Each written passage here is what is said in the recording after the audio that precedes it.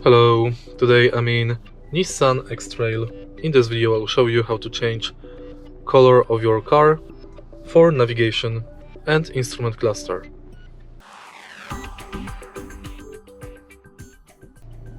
In the beginning, take a look at the instrument cluster display and navigate through using this panel on the steering wheel. Firstly, let's go to settings and go to display settings. Enter body color and select it.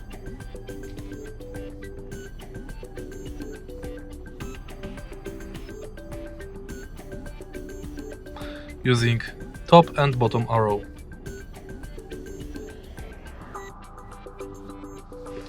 And that's basically it.